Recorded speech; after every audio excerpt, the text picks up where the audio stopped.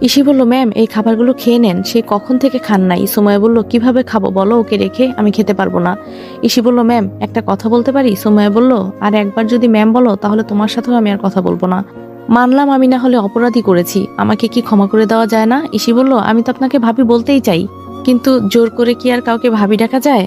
সুমাইয়া বলল, তোমার ভাইকে আমি অনেক ভালোবাসি, ভুল একবারই করেছি, আর করতে চাই না। তুমি আমাকে ভাবি বলে ডাকবা, দরকার হলে তোমার ভাইয়ের পা ধরে মাপ চাইবো। ইসি বলল, থাকতে মূল্য দিতে হয় ম্যাম, যখন হারিয়ে যায় তখন কি আর হাজারো ডাকলে পাবেন? সুমাইয়া বলল, এভাবে বলো না, আমার রেদওয়ানের কিচ্ছু হতে পারে না, ওকে ছাড়া আমি বাঁচবো না। ইসি বলল, আমার ভাইয়ের অবশ্যই কিছু হবে না, দেখেন। এখন নেন, কোনো চিন্তা করেন না, হালকা কিছু খেয়ে নেন। সুমাইয়া বলল, এখন আমি কিচ্ছু খেতে পারবো না, প্লিজ তুমি আমাকে অনুরোধ করো না। ইসি বলল, তাহলে কি আমি থাকবো নাকি চলে যাব? সুমাইয়া বলল, সবাইকে নিয়ে চলে যাও, আমি আছি এখানে। ইসি বলল, আপনি ভুলে যাবেন না, এখানে আপনিও কিন্তু একজন রোগী। সুমাইয়া বলল, বলেছি তো কিচ্ছু হবে না, আমি আছি, আর আম্মুকে তোমাদের সাথে নিয়ে যাও, একা একা আম্মু থাকবে আর আমার ভালো লাগবে না। ইসি বলল, ম্যাম আপনাকে চিন্তা করতে হবে না, তবে সবাইকে বলেছি বাসায় যেতে, কেউ নাকি যাবে না। সুমাইয়া বলল, কেন, সবাই থেকে অযথা লাভ কি? ইসি বলল, রাতে ভাইয়ার জ্ঞান ফিরবে আমার বিশ্বাস আছে, আর এটাই সবাই মনে করে হয়তো কেউ বাসায় যেতে চাইছে না। সুমাইয়া বলল, তাই যেন হয় ইসি। ইসি বলল, আচ্ছা ভাবি, আমি যাই তাহলে, আমাদের সবাইকে ডাক্তার থাকার ব্যবস্থা করে দিয়েছে। সুমাইয়া বলল, আচ্ছা। ইসি চলে গেল। সুমাইয়া আমার পাশে এসে শুয়ে পড়ল, আর আস্তে আস্তে বলতে লাগলো, এই তোমার কখন জ্ঞান ফিরবে, আর কখন আমি তোমাকে বিয়ে করব? তোমাকে ছাড়া আমি বাঁচতে পারবো না। জানো, তোমার ঠিকানা আমি ঠিকই পেয়েছিলাম, কিন্তু কেন যাইনি জানো? যখন শুনেছি তুমি নতুন ব্যবসা করছো, তখন যদি আমি তোমার সামনে যেতাম তাহলে হয়তো তুমি আমার উপর রাগ করে সব কিছু শেষ করে দিতে, এজন্য যাইনি। কিন্তু বিশ্বাস করো, তোমার উপর আমার ভালোবাসা এক সুতা পরিমাণও কমে নাই। আমি চেয়েছিলাম আবার নির্বাচন করতে, কিন্তু পারলাম না। আমি জানতাম না আমার আপনজন আমার শত্রু হবে। যদি জানতাম তাহলে সব ময়লা আবর্জনা আগেই পরিষ্কার করে তারপর মাঠে নামতাম। কিন্তু ওই মারিয়া কিভাবে পারলো আমার সাথে বেইমানি করতে? তোমার থেকেও আমি মারিয়াকে বেশি বিশ্বাস করতাম, হয়তো এই বিশ্বাসের মূল্য ও দিতে পারেনি। জানো, যখন আমাকে মারা হচ্ছিল তখন মনে হচ্ছিল যে আমি আর বাঁচবো না, মারা যাব, খুব কষ্ট হচ্ছিল। এত কষ্ট কোনো দিন পাইনি আমি। মারিয়া এত বেইমান হতে পারে কিভাবে? আমাকে রড দিয়ে ও কিভাবে মারছে জানো? আমি যখন বুঝতে পারলাম আমি মারা যাব, তখন এক মুহূর্তের জন্য তোমার চেহারাটা আমার সামনে ভেসে ওঠে। তখন খুব দেখতে ইচ্ছে করছিল তোমাকে। আমি তখন জানতামও না আমি বাঁচবো না মরবো, শুধু একটা নজর তোমাকে দেখতে চেয়েছিলাম মরার আগে।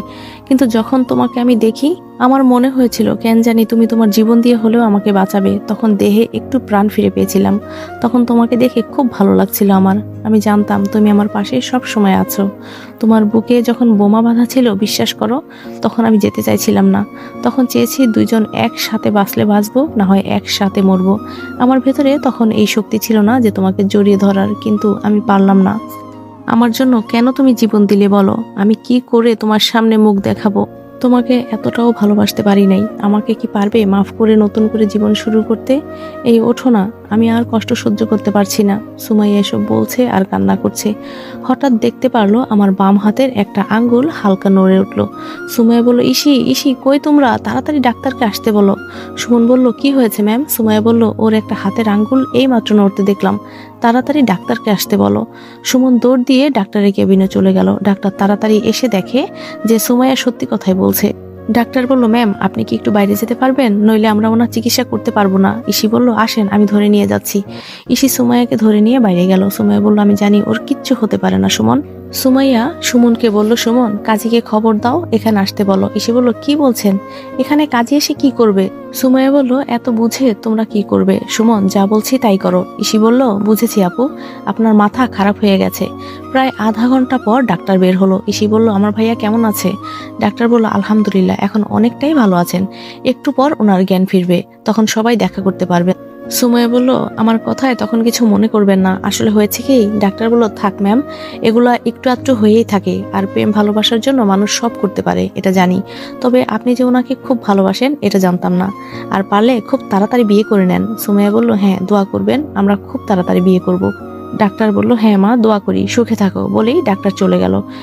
কিছুক্ষণ পর একটা নার্স এসে বলে গেল রোগীর জ্ঞান ফিরেছে। সবাই ভেতরে গেল। আম্মু বলল, বাবা তুই ভালো আছিস তো, তোর জন্য কত চিন্তা করছি।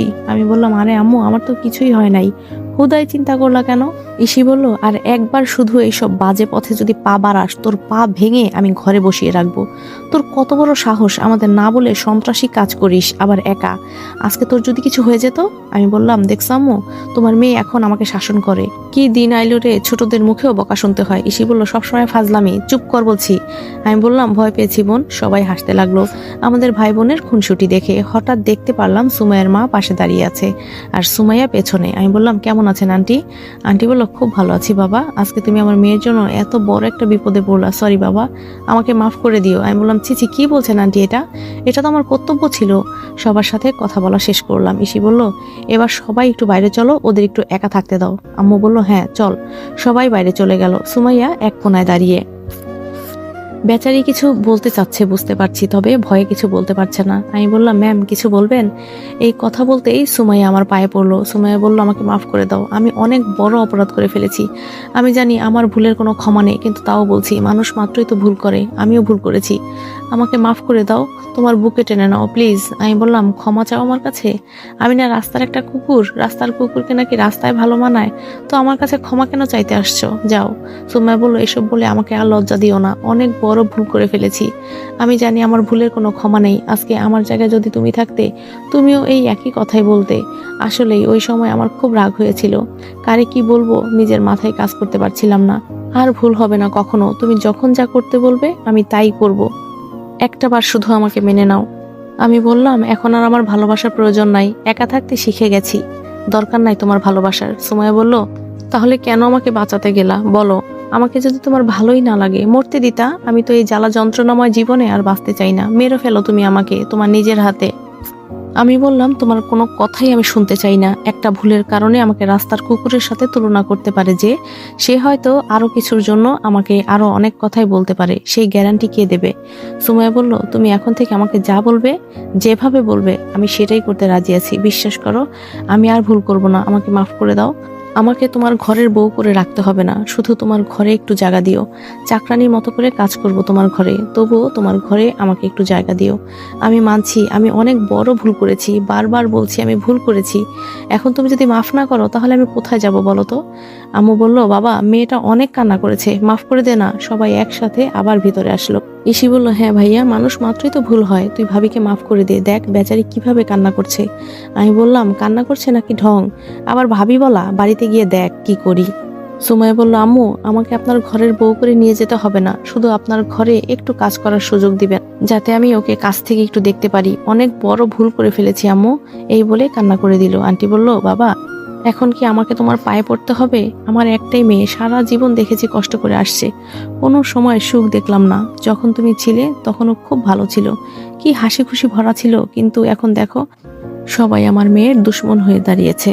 তুমি ছাড়া ওর আর কোনো আপনজন নেই বাবা, মাফ করে দাও আমার মেয়েটাকে। আমি ওর মা হয়ে তোমার কাছে মাপ চাইছি। দেখো আমি বলছি, ও আর ভুল করবে না। আমি মনে মনে চিন্তা করছি, আমি শুধু আমার রাগটাই দেখলাম।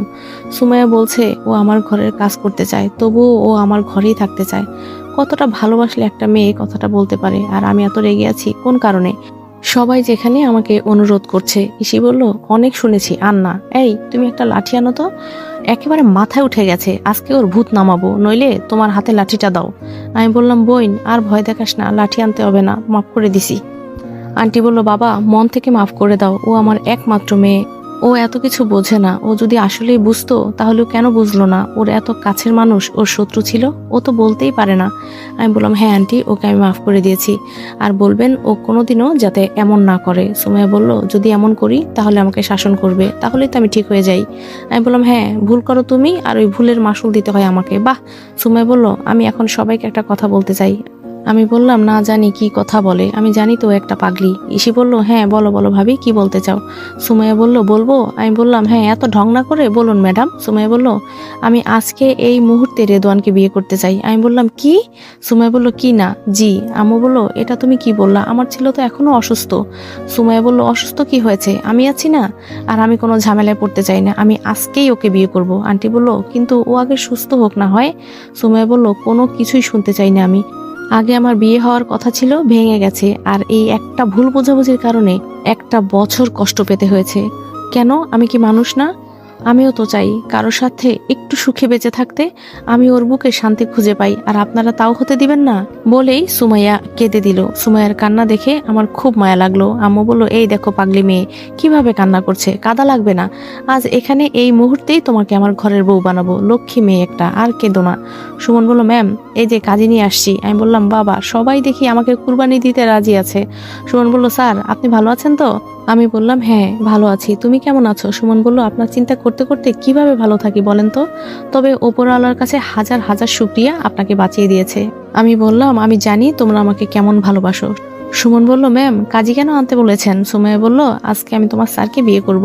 সুমন বলল, ও স্যার আপনার কাছে তাহলে বিয়ে বসবে আর আপনি করবেন? সুমনের কথা শুনে সবাই হেসে গড়াগড়ি খেতে যাচ্ছে, আর আমার তো রাগে শরীর ফেটে যাচ্ছে। আমার লোক আমাকেই লজ্জা দেয়। সুমাইয়া আমার কানের কাছে এসে বলল, সত্যি নাকি তুমি আমার কাছে বিয়ে বসবা? আমি চোখ গরম করে সুমাইয়ার দিকে তাকাতেই সুমাইয়া বলল, এভাবে দেখে লাভ নাই, তোমাকে আমার কাছে বিয়ে বসতেই হবে। আমি বললাম, দেখেছেন কেমন মাইনকা চিপায় ফেলেছে, না পারছি কিছু বলতে, না পারছি কিছু করতে। আমি বললাম, এই এসব কথাবার্তা বলা বন্ধ করো। সুমাইয়া বলল, কেন লজ্জা লাগে বুঝি? আমি বললাম, কি লজ্জা?